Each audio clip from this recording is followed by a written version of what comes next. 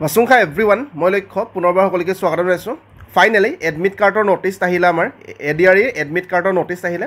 বহুজনে মোক কোৱেশ্চন কৰি আছিল যে এডিআৰই কাৰণে এডমিট কাৰ্ড কেতিয়া আহিব বহুতে সুধি আছিল।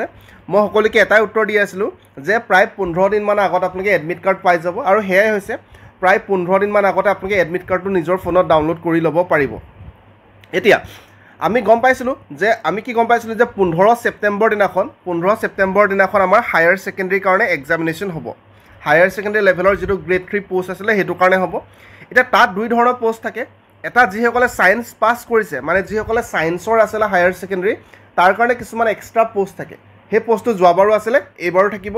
আৰু ছায়েন্স আৰু আৰ্টছ কোনো ভাগ নকৰি পিনি যিসকলে মেৰিটত থাকিব তাৰ কাৰণে এক্সট্ৰা পোষ্ট থাকিব। ছায়েন্সৰ কাৰণে এক্সট্ৰা পোষ্ট, লগতে ছায়েন্স প্লাছ আৰ্টছৰ কাৰণে এক্সট্ৰা পোষ্ট থাকিব। এতিয়া এক্সামৰ পেপাৰ বেলেগ বেলেগ নহয়, একেখন এক্সামৰ পেপাৰে হ'ব।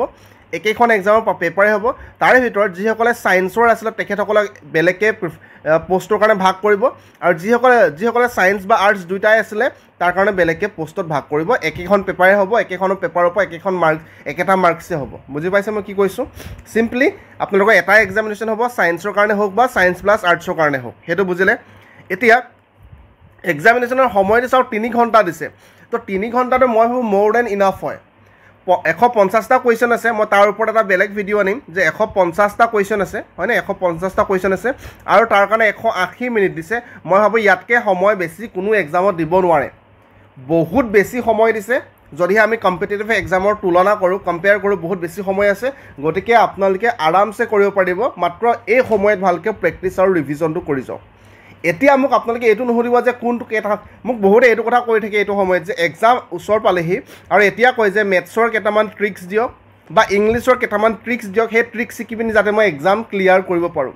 ইমানেই যদি সহজ আছিলে সকলোৱে এক্সাম ক্লিয়াৰ কৰিলে হয়, মাত্ৰ কেইটামান ট্ৰিক্স শিকি পিনি।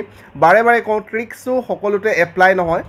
সদায় কনচেপ্টৰ ওপৰত বেছিকৈ ফ'কাছ কৰিব। কনচেপ্ট যদি ক্লিয়াৰ থাকে তাৰপিছত ট্ৰিক্সলৈ যাব। কনচেপ্ট ক্লিয়াৰ থকাৰ পিছতহে ট্ৰিক্সলৈ যাব। বাৰে বাৰে মই এইটো কথা আপোনালোকক কৈ থাকোঁ, হয়নে? অ'কে, এতিয়া এডমিট কাৰ্ড কেতিয়া দিব আমি সেই সম্পৰ্কে চাওঁ এতিয়া, হয়নে? It is hereby inform who have applied এনেকৈ পষ্টৰ কাৰণে ৱেবছাইটকেইটা কৰি চাওঁ, www.assam.gov.in, হয়নে? আৰু বা ছেবাৰ যোনটো ৱেবছাইট আছে তাত 11 বজাত পাব 2 ছেপ্টেম্বৰৰ পৰা 2 ছেপ্টেম্বৰৰ পৰা আপোনালোকে নিজৰ এডমিট কাৰ্ডসমূহ ডাউনলোড কৰি ল'ব পাৰিব। গতিকে ফাৰ্ষ্টত ডাউনলোড কৰি ল'ব, ক'ত পৰিছে চাই ল'ব আৰু ভালকৈ প্ৰিপাৰেশ্যন কৰি যাওক। বহুত ভালকৈ প্ৰিপাৰেশ্যন কৰি চাওক, ঠিক আছে। আৰু এপ্লিকেশ্যন নাম্বাৰটো আৰু পাছৱৰ্ডটো লাগিব, হয়নে? আৰু যদিহে নাথাকে নিশ্চয় আমাৰ ফৰগেট পাছৱৰ্ড কৰা অপশ্যন থাকিব নিজৰ ডেট অফ বাৰ্থ ভৰাই পিনি। গতিকে সেইটো কথা চিন্তা কৰিব নালাগে। হাৰ্ড কপিটো লৈ যাব লাগিব এক্সামিনেশ্যন চেণ্টাৰত, আৰু গোটেই ইনষ্ট্ৰাকশ্যনবিলাক কি নিব পাৰিব, কি নিব নোৱাৰে, গোটেইবিলাক এডমিট কাৰ্ডত লিখা থাকিব। গতিকে মই বেছি দীঘল ভিডিঅ' নবনাওঁ। বাকী বহুত বেছি শুভেচ্ছা জ্ঞাপন কৰিছোঁ। আৰু এইখিনিতে এইটো কথা কৈ দিওঁ, যিসকলে আমাৰ মেথছৰ কোৰ্চ লৈছে তেখেতসকলে মেথছৰ কাৰণে বেলেগকৈ চিন্তা কৰাৰ